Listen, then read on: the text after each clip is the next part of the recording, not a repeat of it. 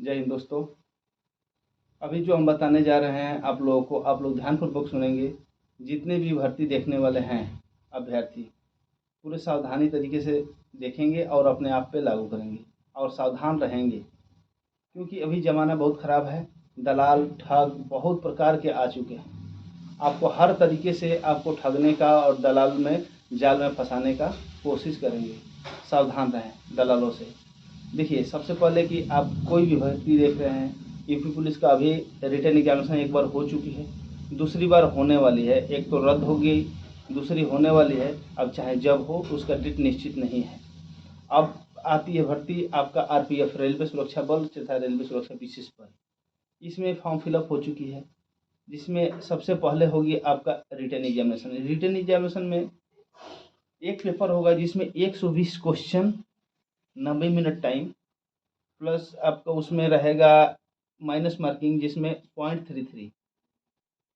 और रिटेन का तैयारी करने के लिए ज़्यादा कोई बड़े बड़े किताब और ज़्यादा हाई लेवल की पढ़ाई करने की कोई आवश्यकता नहीं है। मीडियम क्लास का तैयारी करें और अच्छे से करें। जैसे कि आपका 120 क्वेश्चन में 35 क्वेश्चन मैथ के आएंगे, 35 क्वेश्चन रीजनिंग और 50 क्वेश्चन जीके जीएस और हिंदी मिलाकर। तो इसमें ध्यान देंगे 35 क्वेश्चन जो मैथ के आते हैं, ये कोई हाई लेवल का नहीं आते हैं।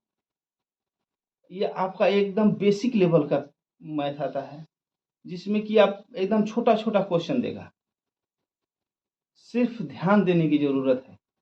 आप ध्यान देंगे, आपका बेसिक अगर जो मैथ सही है, जोड़ घटाना गुणा भाग, दशमलव का जोड़ घटाना गुणा भाग, भिन्न का जोड़ घटाना गुणा भाग, लसम मसम, इस तरह से माने सब चैप्टर का, जैसे कि मैथ्स में 11-13 होता है, उसमें सारे लेसनों का आपका बेसिक अगर जो अच्छा है, तो आप खूब इत्मीनान से 35 क्वेश्चन में 30-32 क्वेश्चन कर लेंगे, कोई दिक्कत नहीं होगी। उसके बाद आता है आपका रीजनिंग। रीजनिंग में भी आपका 35 क्वेश्चन जो आएगा, उसमें बेसिक ही देता है, कोई टॉप लेवल का नहीं देगा, जो कि बहुत बड़े बड़े जैसे यूपीएससी का एग्जाम में देता है या एसएससी सीजीएल, मतलब उतने हाई लेवल का क्वेश्चन नहीं आता। इसमें एकदम लो लेवल का क्वेश्चन आता है। आप अच्छे से मेहनत करें तो समझ सकते हैं और कर सकते हैं। 35 क्वेश्चन में आप 30 क्वेश्चन भी किए, 30-30 आपका 60 हो चुका है। अब रही बात 50 क्वेश्चन जीके जीएस हिंदी, तो खूब इत्मीनान से इसमें नॉर्मली जो जीके है उसको याद रखिए। ज़्यादा पढ़ने की ज़रूरत नहीं है, अधिक से अधिक 5 से 6 घंटा अच्छे से मेहनत रेगुलर करते रहें तो एग्ज़ाम आप पास कर सकते हैं। अगर जो जीके जीएस हिंदी जो है, इसमें से अगर जो 30-35 क्वेश्चन भी करते हैं, तो मान के चलिए 60 क्वेश्चन तो वह उधर हुआ, अब 35 क्वेश्चन इधर कर दिए, तो 90-5 = 95, 95-96 क्वेश्चन अगर जो आप कर देते हैं तो आपका सिलेक्शन पक्का है। ये उम्मीद की जा रही है। हम क्लियर नहीं कराएंगे कि इतना पे ही मेरिट बनेगा, उससे कम भी बन सकता है, अधिक भी हो सकता है 2-4 नंबर, लेकिन अनुमानतः हम लोग यही कहेंगे, क्योंकि हम लोग एक अनुभवी रह चुके हैं, हम लोग देख चुके हैं कि इसे क्या हो रहा है। अब इसी बीच में उसके बाद आपका जो क्वालिफाइड करता है उसको होता है क्या, कि फिजिकल के लिए बुलावा पत्र भेजी जाती है। बुलावा पत्र भेजने के बाद आप जैसे कि फिजिकल का तैयारी कर रहे हैं, इसमें ध्यान दीजिए। कुछ लड़के कुछ बहुत सारी गलतियां करते हैं रनिंग करते समय। जैसे कि आपका सब सर्वप्रथम होगा क्या, रनिंग। रनिंग करने के बाद आप रनिंग कर रहे हैं, प्रैक्टिस घर पे करिए। लेकिन कुछ लोग क्या करते हैं, रनिंग करने के तुरंत आने के बाद या तो पानी पिएगा, ये गलती मत करें। उसके बाद बहुत सारे लोग हैं जो कि रनिंग करने के 2-4 मिनट के बाद ही पेशाब करने जाते हैं, वो भी मत करें। बर्दाश्त करिए, रोकिए, आधा 1 घंटा शरीर का टेम्परेचर नॉर्मल होने के बाद ही पेशाब करें या पानी पिएँ, दोनों में से शरीर का टेम्परेचर नॉर्मल होने के बाद ही करेंगे, ठीक है? ऐसा पहले कभी नहीं करेंगे। उसके बाद देखिए, रनिंग करने के लिए सर्वप्रथम आप एक लगातार अगर जो 1600 मीटर रनिंग करते हैं, तो सफलता चांस कम है। आप कम से कम 2 महीने तक कम से कम 10-10 किलोमीटर, 12 किलोमीटर, 15-15 किलोमीटर रनिंग करिए स्लो स्पीड में। इसलिए कि अगर जो ज़्यादा रनिंग करेंगे, पसीना ज़्यादा निकलेगा तो फालतू चर्बी आपका शरीर से निकल जाएगी। निकलने के बाद आपका शरीर हल्का हो जाएगा, जो भी बचेगा ठोस आपका एकदम सॉलिड बचेगा। अगर शरीर हल्का हो गया, शरीर का वेट गिर गया, अब जो बचा ओरिजिनल बचा, अब इस पे आप जब रनिंग करेंगे तो आपका शरीर भागेगा। तो आप हल्का हो गए, जब लंबा रनिंग कर लिए उसके बाद आप लो लेवल का रनिंग करिए, एकदम धीरे धीरे धीरे धीरे करते रहिए और एक टाइम पे 1600 मीटर का रनिंग करिए। जो 5 मिनट 45 सेकंड कोई बड़ी चीज़ नहीं है, 5-10 5-15 में आदमी कंफर्म कर देता है।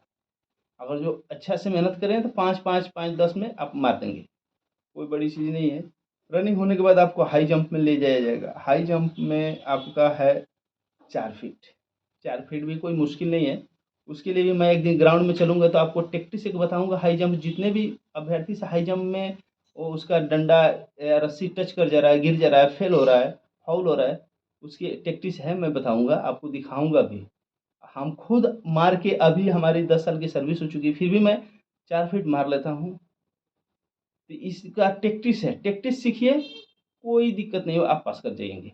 उसके बाद आपका रही बात फिर से लॉन्ग जंप। लॉन्ग जंप में है आपका 14 फीट। 14 फीट भी कोई बड़ी चीज़ नहीं है।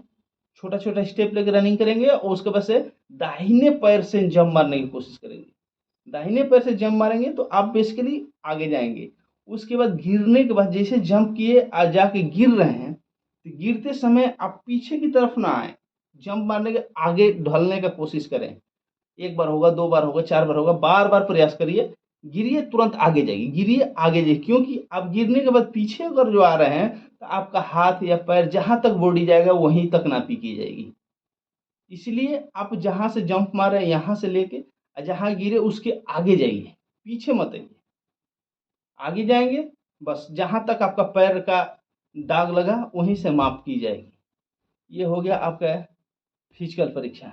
आप पास करके जाएँगे, उसके बाद से चेस्ट होगा। चेस्ट में आपका यहाँ से लगाई जाएगी, नापी जाएगी। ये तो नॉर्मल चीज़ है, जो फिजिकल बनाता है उसका चेस्ट में कोई दिक्कत नहीं होता है और जो मेडिकली फिट है उसका फुलाव में भी कोई दिक्कत नहीं होती है। वो सिंपल से फुलाने का तरीका है, ज़्यादा कुछ नहीं करना है, सिर्फ़ साँस को खींचना है, वो 5 सेंटीमीटर हो जाएगा। सिर्फ़ साँस को खींचने से ही 5 सेंटीमीटर सीना फूल जाता है और अच्छे से फुलाया जाता है 8 से 10 सेंटीमीटर फूलता है। तो इसमें भी घबराने की कोई ज़रूरत नहीं है। हम एक दिन प्रैक्टिकली करके आप लोगों को दिखाएँगे, आप लोग देख के सीख लीजिएगा।